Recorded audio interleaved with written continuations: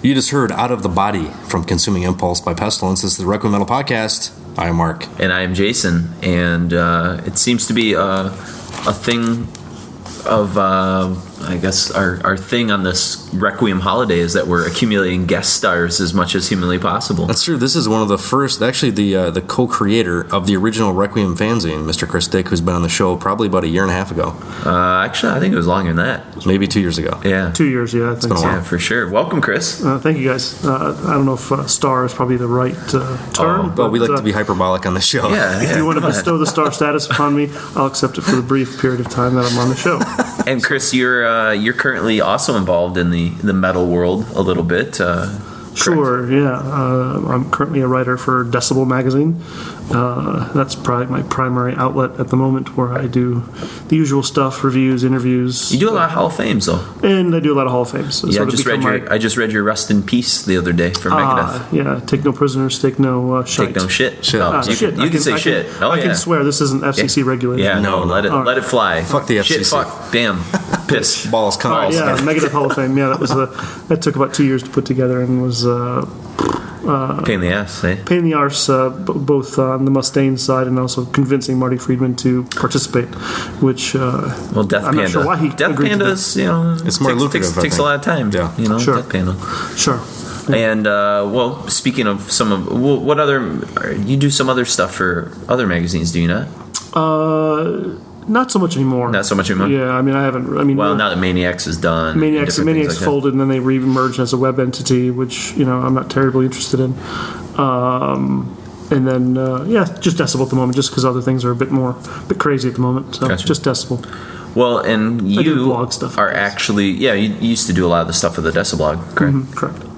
But you're one of or speaking of the Hall of Fame stuff, you're putting together a Hall of Fame for Pestilence. And Indeed. that's why we made you fly here from Philadelphia, land, just to All do this expenses paid, podcast. first all class. expenses. Oh, absolutely. Yeah. I mean, we got you some pizza. We got your you some- lucrative donations to drinks. as executive producers help us fly guest celebrities around the country to do these Boy, podcasts. if that was only the case, let me tell you. Yeah, but no, you're actually up at the secret hidden vacation mansion, are you not? I am at a location which is Undisclosed. It's only known as Undisclosed. the Requiem Mansion at This this is a Requiem Mansion. I'm at the Requiem Mansion where cell phone coverage means that you usually see two or three dudes pressed against a window trying to receive a text message from one of their loved ones or someone that they want to be in love with. That's so that's Yes. true. That's true. that includes myself. But You did get to. We did play a lot of Requiem pool games, which you can see on the Facebook page. Yes. yes, we did Requiem Mark Pool and Jason games on Facebook. as a preface to the Pestilence. Yeah, it was kind of more of a mantra meditative warm up before we Yes. got into consuming impulse and aquatic testing. calisthenics. Yes. Where, It's good to get weren't- the muscles limber before the brain gets limber. Yes, exactly. In the good sort of fun fact is that we weren't dehydrated Oh yeah. before yes. doing this Hall of Fame. So if you don't know Speak what for that meant, yourselves. They'll know soon. You'll understand soon what yeah. the reference was, as silly as it is. Well, so kind of all things aside, Pestilence, we decided to sort of skip their debut record, which we can kind of chat about here in a second. Would you But like to pronounce that for us, Chris? Malleus Maleficarum or something. Okay. I think Wow. it means Latin for Book of the Dead, or no, Book of the Witch. Book of the Witch? Okay. Something like that. Chris is also an expert in Swedish, Norwegian, and pronunciations of many European metal languages. The funny thing, these guys are Dutch. Yeah, so- well, that's why I said European metal languages. But that was Latin for the first Yeah. time. Yeah, Latin. that's true. I Yeah. think it means book of the Witch or Witch Book or Witch Hammer, something like that. Oh, Witch Hammer, sounds like I like sounds like that. a lot of Ghost lyrics there. Book of the Dead, Book of the Witch, Witch Hammer. It's like Strike her down, man. On the Sabbath, she's unbound. so we decided to sort of kind of maintain focus on, I guess, their two most classic straight traditional death metal records, which is Consuming Impulse and Testimony of the Ancients. There's obviously Spheres, and then there's the sort of reformed Pestilence of the last few Yeah. years, some of the more modern stuff, but just kind of trying to maintain focus. But what is it about the early stuff, like on their debut, that led to kind of getting into Consuming Impulse? I think with Malleus, they were obviously much more thrash influenced. That was that like 89 that came out? No, this is 89. 88. Consuming. Okay, so 88. Yeah. Okay, so that makes more sense. They're kind of They're more thrash. influenced by like the German thrash movement. I assume they're probably influenced by Possessed. Yes. At the time, I'm sure so, they scream bloody gore as well. right. Probably the more. The death kind of came into that around between that. Okay. And actually, death was kind of like a counterpart in many respects to Pestilence. Well, because I was going to say, I hear a lot of Leprosy influence on Consuming Impulse. A more technical version of that, but you can kind of hear the roots. Kind of sort in rivals that. to some degree. Yeah, in a sense. Well, I think that was definitely there. The rivalry was definitely there, insofar as there's more competition to be better. Chuck was kind of upping the ante, so I think Pestilence, was one of the first Dutch bands to go from thrash to death metal, and I think you also have to mention Thanatos. Early Gorefest, Sinister, as part of the Dutch death metal movement. Sure. Which is kind of unique because it was so kind of thrash based, like Gothenburg thrash based, Correct. stuff as well. Yeah. Because as you said, they were drawing more on the German thrash than a lot of the sort of Swedish Teutonic, as we like to say on the show. Teutonic. Teutonic, yes. Yes. I think they were drawing on more of the German thrash stuff. I mean, the place where they were from, which Enschede, which I'm pronouncing that wrong, it's got a weird Dutch pronunciations are very bizarre. Yeah. It's very close to the German border. Having visited there once for a Pestilence thing, actually, you can see why the Germans were very influential there because the proximity to the German border was there. And they, I think Marco Foda shared a band with a German guy, Randy Meinhardt, who they formed Sacrosanct together as part of a pre-Pestilence, post-Pestilence kind of band. But yeah, so anyway, they were definitely went from thrash to death metal. It was a very actual natural evolution because they're involved in the tape trading circles, and at the time, death metal was becoming kind of like the underground music du jour of the day, and it was exciting. Yeah. Oh yeah. So going from bands like Creator, who were putting out records like A Terrible Certainty in '87, yeah. '87, then you had Extreme Aggression's Extreme 88, Aggression in '88. I think these guys viewed those records as kind of a bit wimpy, and they weren't getting the aggression and the rawness that they were getting out of like Pleasure to Kill and Endless Pain. So naturally, what they were hearing in death metal, whether it be from Florida or within their own country, or even maybe from Sweden, I don't know. Maybe even a little Sepultura influence as well. Sepultura, yeah, sure. Thrash Sepultura was in there. inspired death metal kind of sure. stuff. The the small Brazilian contingent was also in there as well. So I think that was an excitable factor for them as they were tape trading. They were discovering new bands, just like Mark, when we sort of tape trade back in the day. Everything was kind of new and exciting and fresh. And when you hear bands doing sounds that you like and that's different from what the norm is, you kind of want to explore it. Sure. That's kind of what they did, and the consuming, and that's why you hear the difference. Between the thrash-based Malleus and the more death metal-based Consuming Impulse. Gotcha. Now, in a song which we started off with, Out of the Body, which is kind of one of their more well-known hits, if you will, from this era. Oh, incredibly, catchy. Catchy song. And definitely a crowd favorite, I would imagine, their live shows and stuff like that. I mean, what is it about either Pestilence or the Dutch death metal scene that made it, I guess, so unique compared to, like you said, what Death and Possessed and maybe some of these other bands were doing? I mean, there's obviously like a high level of technicality that's sort of blended within, but also there's a lot of, I don't know, abstract riffing. It's just some weird choices that they're making that you didn't hear. Yeah, the Dutch, the whole scene, I mean, with, some of the later on bands as well, it seemed like it kind of toed the line between very technical and very rudimentary. Like, almost, even in Pestilence themselves, especially like on Testimony, there's some of the most catchy songs are two riffs. Two power chords that, ultimately they'd throw in some extra riffs and stuff too, but they knew how to toe that line where it wasn't like just throwing notes at you too. Like they could actually you could grab onto the songs. I mean, what are your thoughts on this, having talked to these guys about reflecting on this era and album? I think it was all happenstance. I think they were skilled musicians, and if they weren't, they quickly became skilled musicians just through what people did back then, which was woodshedding, practicing, rehearsing, gigging locally, and feeding off one another. Talking with Patrick Mameli at one point, he said that there was a lot of competition inside of the Netherlands between cities. The Netherlands is a small country, but even so, I think the cities, whether it's the Amsterdam scene or the Rotterdam scene and the Enschede scene, they all had sort of some kind of competition. I think they were all kind of trying to one-up one another, whether it be through heaviness, through speed, through music, musical prowess.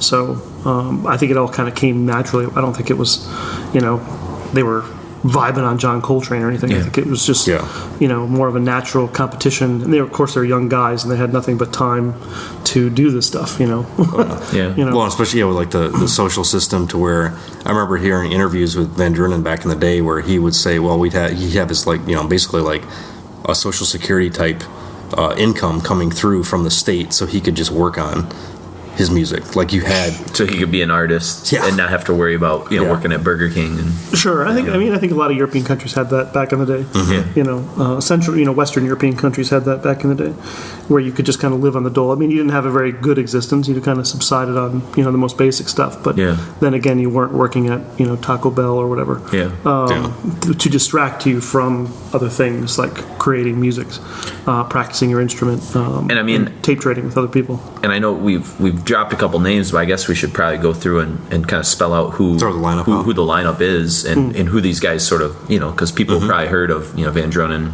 possibly for sure, from our Asphyx or Hail of Bullets and different things like that.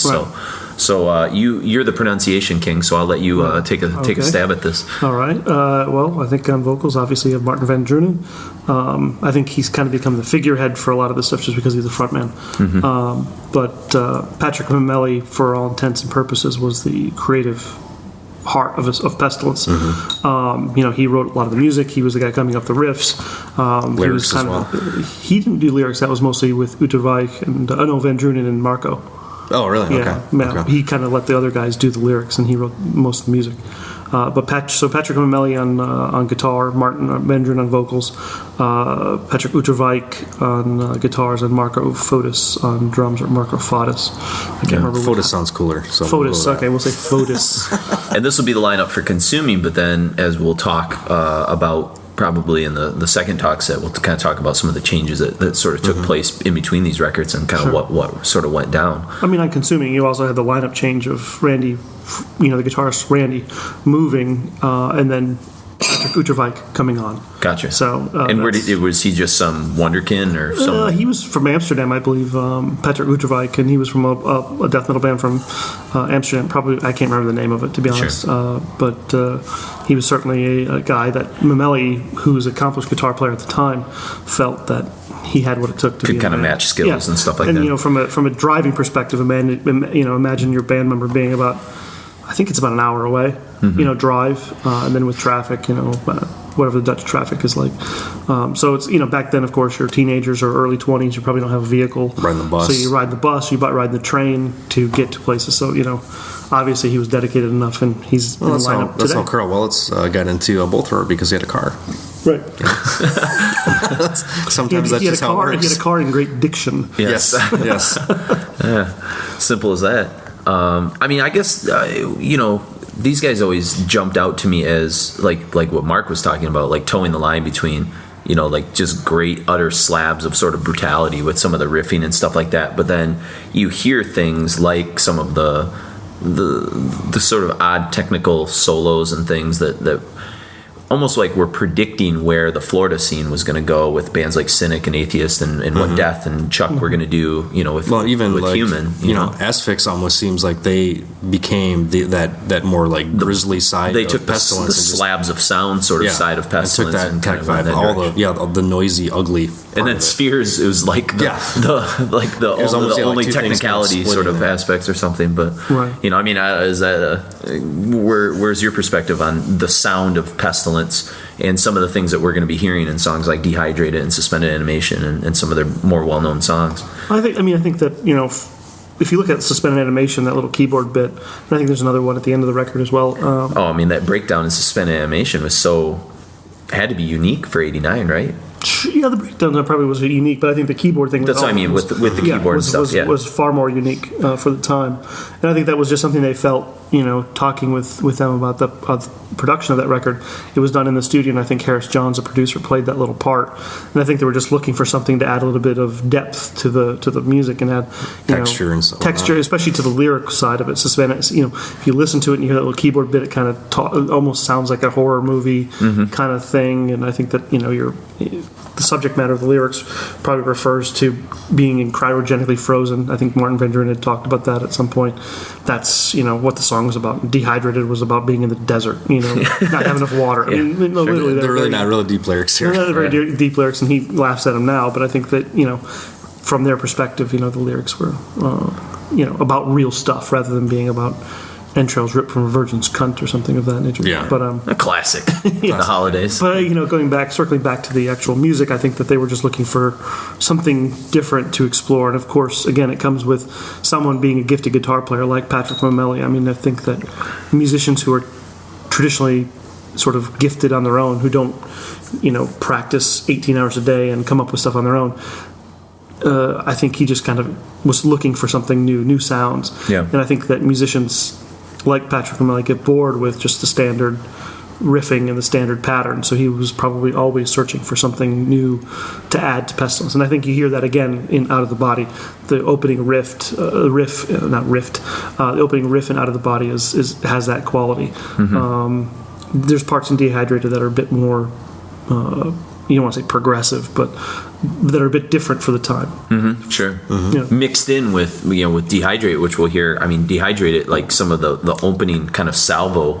I mean, it's so slab heavy. It's very like Prius Fix in terms of that aesthetic and that sound, in a way. But then, like you said, it quickly kind of evolves into something a little bit more. I guess, some of these other songs we'll hear actually like very kind of proto riffs that we'll hear on Testimony of the Ancients. Sure. Like they're kind of like primordial rumblings of what they would eventually, or more, I guess. I think you could say something like Suspended Animation has some really technical soloing in it that is similar to some of the really clear channel, like fluid soloing you hear on like Twisted Truth and things like that, where it's like going all over the place. Yeah.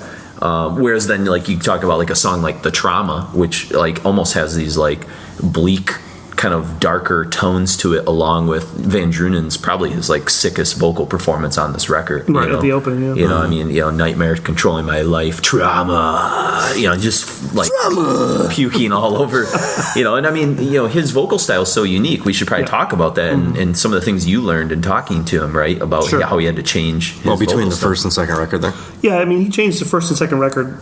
He changed his vocal style a little bit on the first and second record.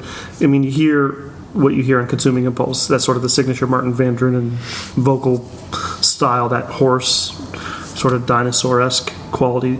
But he was doing it through his throat, or through his lungs. And he said he was shredding his throat and his lungs every time he did it. So when he would play live, he'd only have enough energy to do one or two songs before he'd start feeling ill, or before he wasn't as powerful, and he always wanted to project.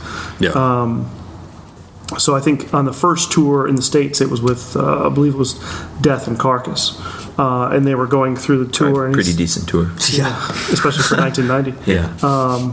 He was going through the tour and figured out that he had to, he would sing through his stomach rather than through his throat. And I think that once he figured that out, he was able to sort of, get those crazier tones out of him, because he could, be a bit more histrionic, if you want to call it that. And you said he was kind of almost in a competition with Chuck in terms of the vocal style, Absolutely, right? Yeah. I mean, Chuck was also, the preeminent death metal vocalist. So, every time he'd go up on stage, Martin Van Drunen would watch. And I think that, Martin Van Drunen had a bit of an ego at the time. He was a young guy, talented in his own right from a vocal standpoint, and a performer. I mean, he was a good front man. He was a good front man. He would incite the crowd. He was very interested in getting violent, getting the pits going, getting the crowd interacting with the violent music. I mean, that's kind of how they related the music to the live performance, was that if they're performing brutal music, the crowd should also be brutal. Yeah. I mean, that's some real sick fuckers out here, eh? Those are the Crush the Cenotaph live songs, Right. So he's always interested in inciting and kind of being part of the brutality, whether it's on stage or off. So I think, did I answer your question? Yeah, I think so. No, I think that's kind of what I was just kind of said going death for. the brutal way. Yeah. Yes. Well, I think if we're looking at a 6, I think 8 out of their 5 full lengths have death in the title. Yeah. That's kind of the 3 out of word. 5? The word that's the Rack doesn't have one. Last one on Earth. Death the Brutal Way, Death Hammer, which is the new record. Yes. And well, they had those ones in the middle that I have, and I'm trying to remember what they were. Rack, Last One on Earth. Anyway. Yeah. Something. That's a different show. There are 3 albums, Death in the beginning. I guess, before we sort of talk about the songs we're going to hear a little bit more, was there anything else, I guess, crazy, unique that you learned in your research, putting together this Hall of Fame that you think would, the general audience might be kind of interested in hearing about this era of consuming? They hated the cover art. Okay. Absolutely, they hate it. They hate it now. I kind of like it. I do too. I mean, it's Pestilence. Yeah. That's the first thing immediately recognizable. Yeah, that made me kind of want. It was totally different looking than anything. It was done by an else. advertising agency that had no idea what death metal was. Yeah. It was more illustrative than a lot of the other stuff. So they had no idea. They just kind of went into this blind. But they had a really cool. You were mentioning to me off mic before, a really cool plan for what they were going to do. Well, the original idea was, and you can see it on T-shirts. Sometimes they show up on eBay. Was this? I think there was a European tour that had the T-shirt or the album cover on the T-shirt. And it was just a pile of bodies, and they were all consuming one another, eating one another. Sort of this orgy, this carnal orgy where they were all cannibalizing each other's limbs and stuff, hence Consuming Impulse. So I guess they sent that to the record label. To Roadrunner. And to Roadrunner, I think it was Road Racer at the time. Yeah, the UK, or the European version of Roadrunner. Dutch version of it. And I think that they didn't tell the band that they were changing the cover. Consuming Impulse, I think we're thinking Red Ants. They're thinking, guy with blue eyes, blonde hair, and being eaten by ants. Yeah.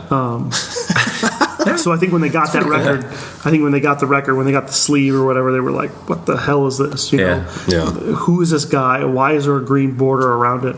And what does ants have to do with anything in the lyrics or in Pestilence?" But and hence a controversy will start with Pestilence and album covers that will continue. It'll continue again on the following record. And I think that's just, to this day, I think, though, it's one of the most recognizable death metal covers out there. Yeah, even though the band, hates it. They hate the cover. Well, because it was so counter in a way, like you said. To it wasn't anything what they wanted. It wasn't what they wanted. Yeah. It was done by someone an agency outside of the death metal sphere. It wasn't done by an artist they were familiar with. Yeah. But again, you look at it, first thing you see, Pestilence. Yeah, even if you didn't have a logo on it, it's Pestilence. Yeah. Which, for me, I think from Roadrunner's perspective, was kind of smart in doing that. I mean, from just a pure crass marketing perspective, that's smart.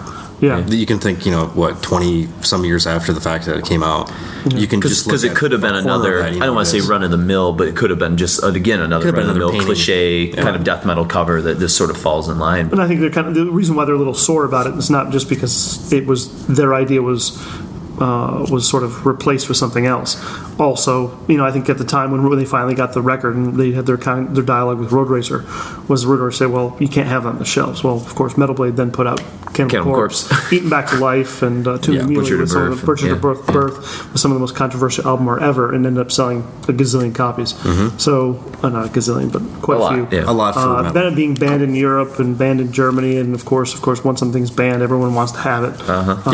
So, I think Pestilence was thinking that maybe they kind of got. They could have been. They could have had that kind of controversy, that kind of visibility, and therefore sold more records and had been a bit bigger. If you want to say that. Yeah, that makes sense. So, any thoughts on the songs we're going to hear? We're going to hear "Dehydrated," "Suspended Animation," "The Trauma," and "Deify the Master." Any things that we haven't mentioned? No, I think that it's a good sort of cull from the album. Out of the Body, I think the band actually doesn't like. That's what you're saying? Yeah, I think they kind of don't like that song just because they feel it's a bit typical outside of the opening riff. It doesn't really go anywhere. They don't feel... As we were kind of talking before we recorded the show, that was kind of par for the course back in the day. Like both were, the only way you knew what song they were playing is the first 15 to 20 second riff.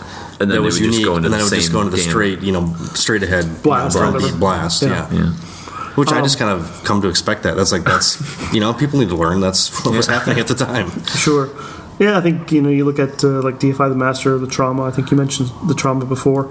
So I think that's a good 5 songs from the record. Cool. Yeah. Cool. All right, so we got Dehydrated, Suspended Animation, The Trauma, and Deify the Master from Consuming Impulse, and then we're going to close with our first song, the eponymous Testimony from Testimony of Ancients. Enjoy. Drink some water.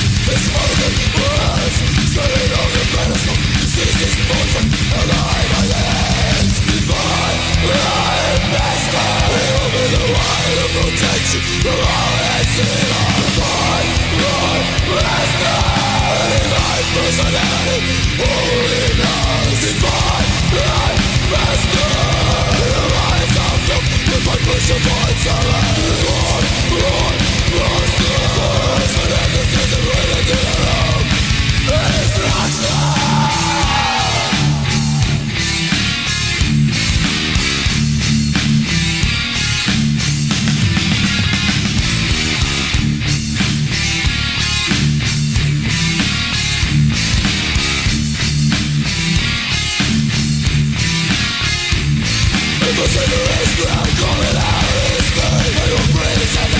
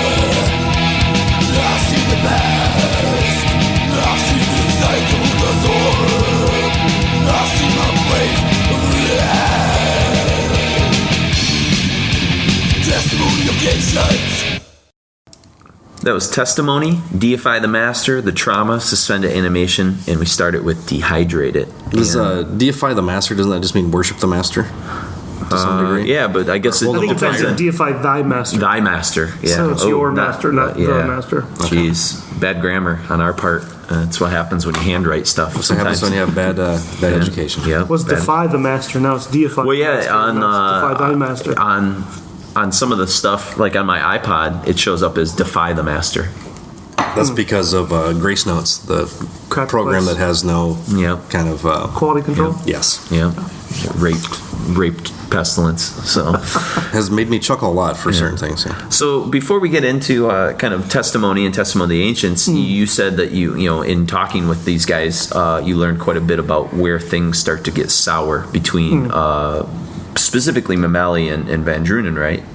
Yeah, Or, I mean, does what happens with Marco or not? nothing. I mean, I think that these guys are not really part of the argument. If they are, they're not a major factor as part of the argument between Van Drunen and Patrick Mameli. Of course, it was the same tour with Death and Death and Carcass, and it was near the end of the tour.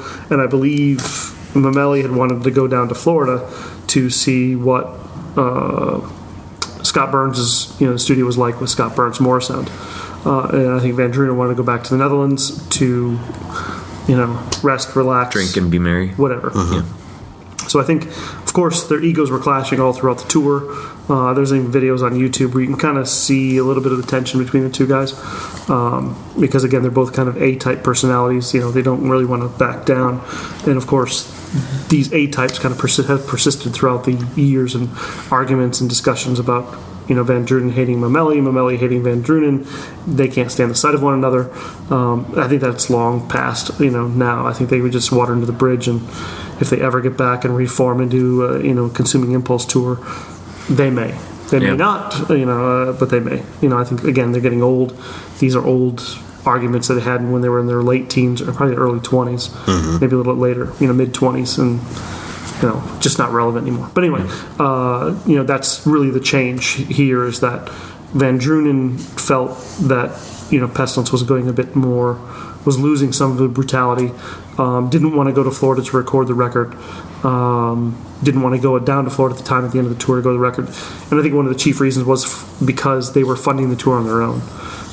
There was no tour support from Roadrunner, so really the only monies they got from that tour was through merchandise sales. Yeah.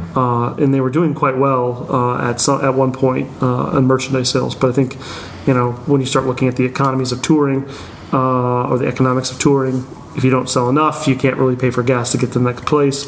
And I think Van Drunen really kind of wanted to go home with some money in his pocket. Yeah. And taking a detour down to Florida would kind of suck all their profits out. would kind of sink into that little nest egg they had built of touring for Consuming Impulse, and it probably wasn't a big one.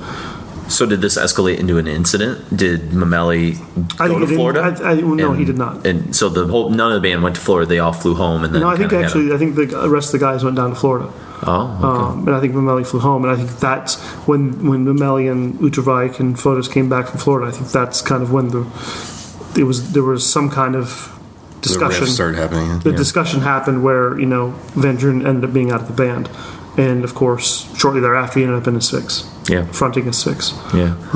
So do you think he was he planning on creating another band? Was that already in the works, or did the guys from Asphyx see an opportunity to grab and pluck a guy like Van Drunen into their band as they were sort of forming? No, I don't think so. I think it was kind of just the way things folded, the way things happened. I think it probably a band like Asphyx was what Van Drunen wanted more. Yeah, because he wanted the brutality. He wanted the brutality. He didn't want the simple aspect. He wanted the simple aspect of death metal, just being raw, to the point, straightforward, and of course, well, brutal. And I think, couldn't you argue too that some of that has to do with his personality of being a sort of a great frontman? That when the technicality and the guitar solos and different things start to replace all that, suddenly the role of the vocalist becomes a little bit diminished. Maybe. I mean, I don't know. I think there's could have been.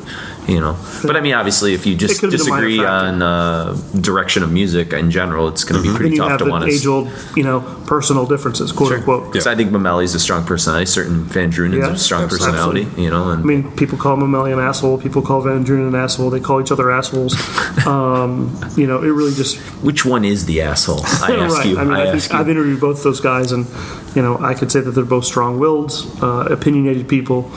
And if they're both assholes as a result of that, then, well, so be it. So be it. Bob Dylan was an asshole. I like Bob Dylan. I think the long story short is, when they were together, they wrote great music. And, of course, when they were apart, they wrote great music. So I think, it stands to reason what happened. Maybe that much talent couldn't be held in one band. Yeah, exactly. It had to explode into several. So, I mean, what happened is, out of, the Pestilence, you have a 6 and Pestilence. So you had two bands, one doing the brutal thing and one doing the more sophisticated thing. So it really worked out for the best. Yeah, so the more technical, forward-thinking, musical Pestilence and Testament of the Ancients, and the more just straight, brutal death metal. Slab of sound. Yeah, I mean, just completely visceral. So. Yeah. And Tony Choi, how does he kind of into this mix? Is, I mean, obviously starting to establish a reputation with atheists, and I think that comes out of Pestilence visiting Florida, and establishing ties in Florida. I believe Scott Burns was probably the spark, because he was, he had done this, the Cynic record, Human. He had done as well. Human as well. So I think that he knew what Pestilence probably needed. He maybe, if I haven't talked to Scott Burns about the Pestilence record, but maybe he'd heard a demo and realized where they were going and knew that there would be a guy in Florida who could sort of fill that. Keep up. Yeah, the progressive demands. side of it, the technical side of it, because of course Mameli at that time had sort of turned into a great guitar player. Even Van Drunen had admitted at one point that he felt Mameli was a better guitar player than Chuck Schuldiner. Wow.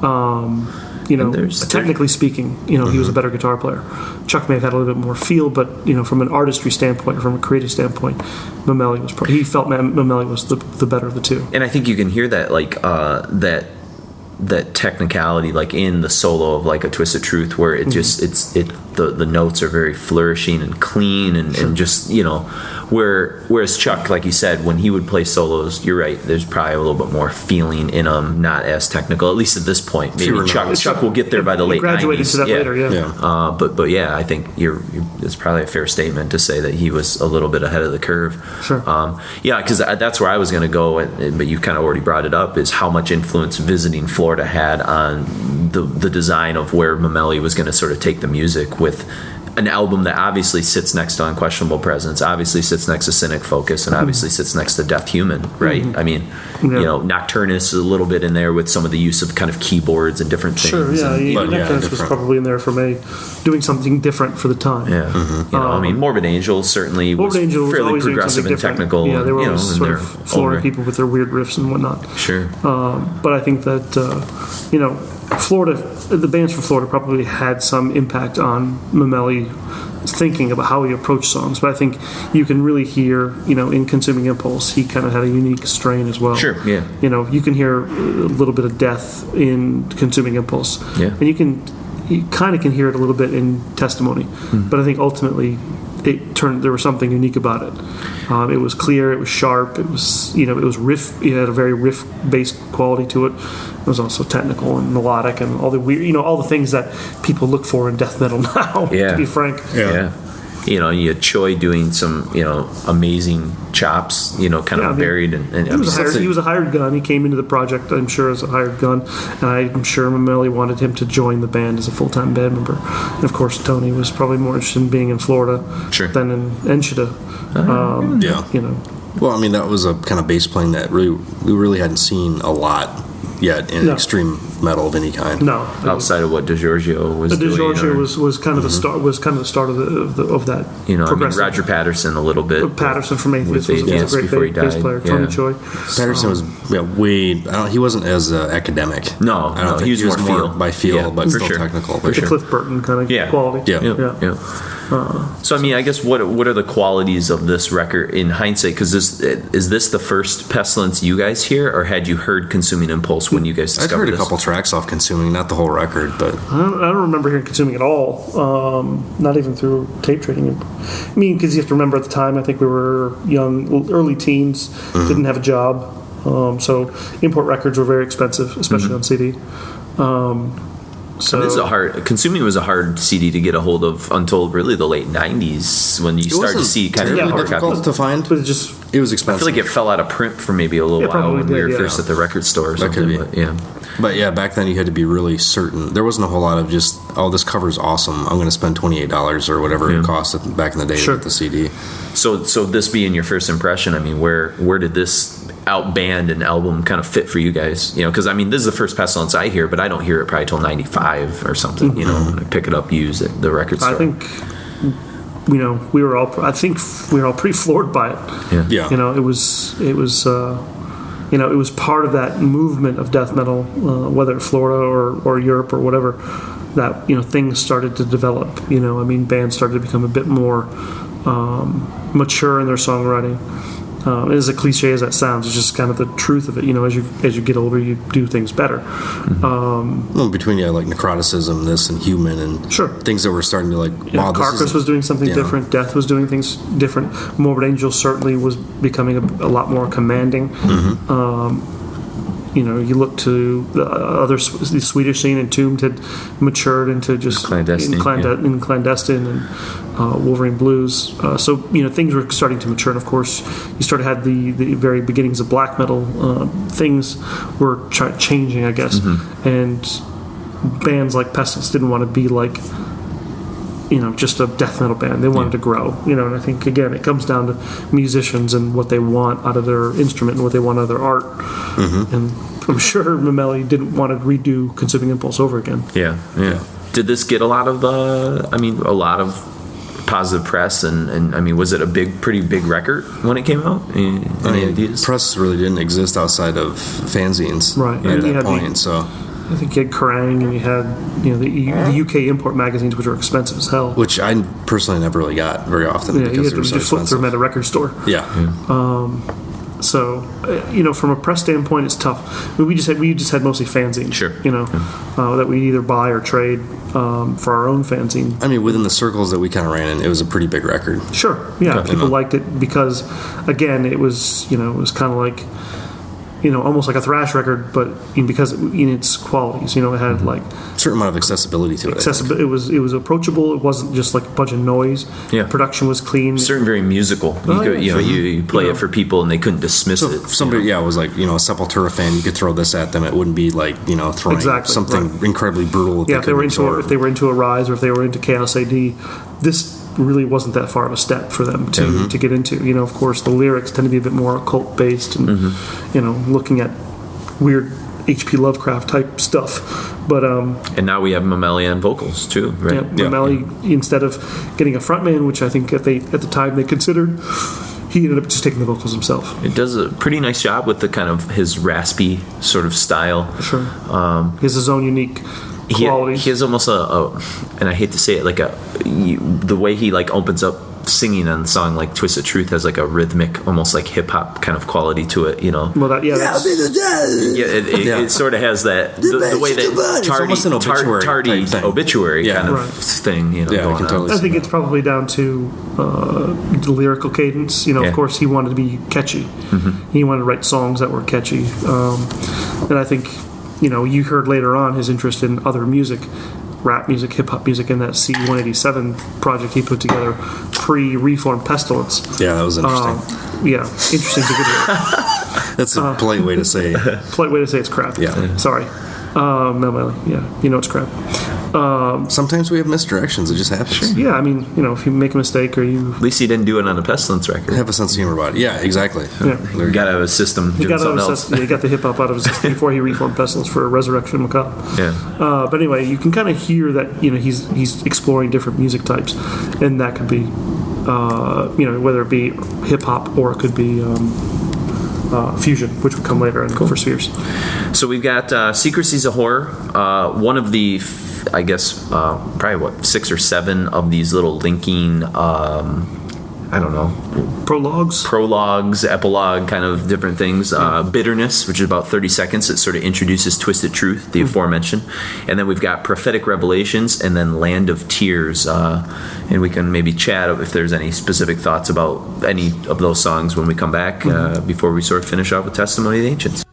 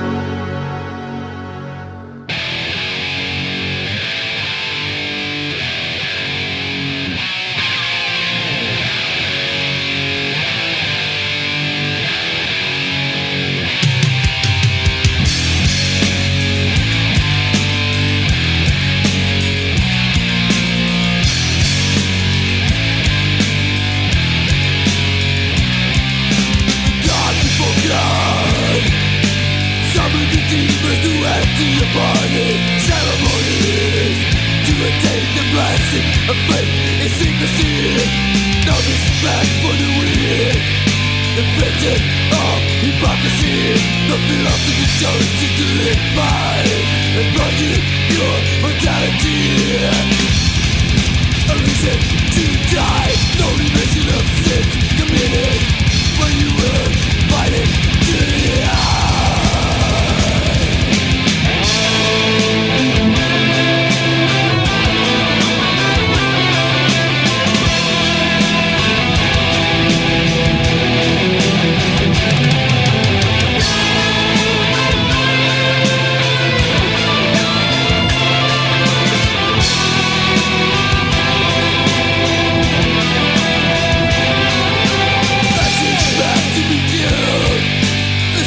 Chosen after the sight of the blood that has spilled. Respond to the inclination within, desire for fear. Pride for the slaughter is done. Why have you thrilled? Praise who got your soul and for whom you have killed. Fools are the followers of master state. Deify your mercy that will save you from death.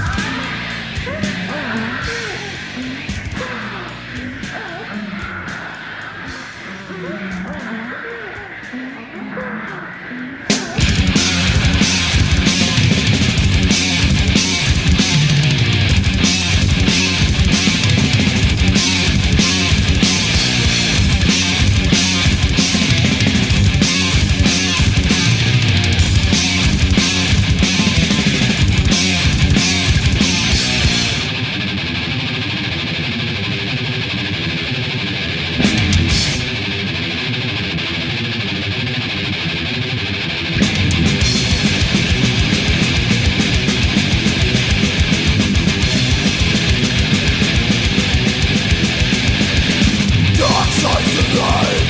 The smoke of my ghost is such that I got this game will fight. Respected only, taking possession of my God.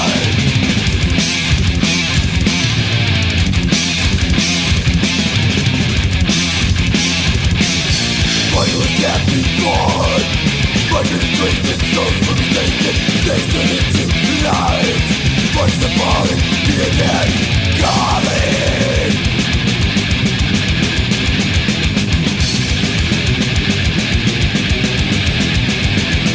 Good centuries, the devil protection, praise religion, signs that you will wear. With bad combination, divine dispensation.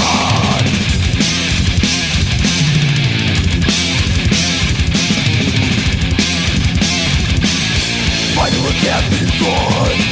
Must be dreams and souls will be taken. They turn into night. Bodies are falling, hear them calling.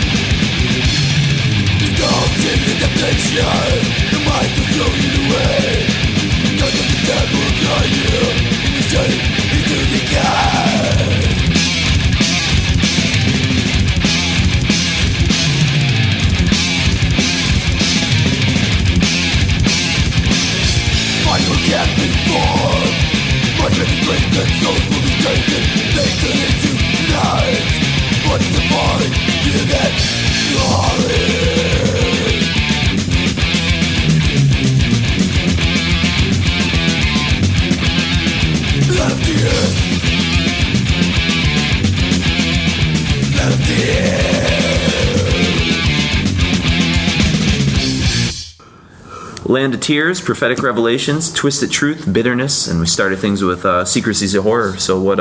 Any thoughts on some of those tunes in terms of how they represent some of the angles of testimony? Land of Tears, I think, is probably one of the best tracks on the record. Yeah. Some of the movements on that song and the solo certainly is spectacular. Yeah, that melodic midsection. The trade-off between awesome. Mamali and Uttervike is pretty forward-thinking, and that sounds cliche, but it was. It almost had that classical vibe to it, almost like a mix between classical and Rush or something like that. But yeah, I think that's a standout track for the record for sure. Sure, yeah. And I've always been a Twisted Truth guy for some odd, it's kind of has like a triumphant feel to it or something, sing along or something. It's another one of the songs it's a very simple riff too.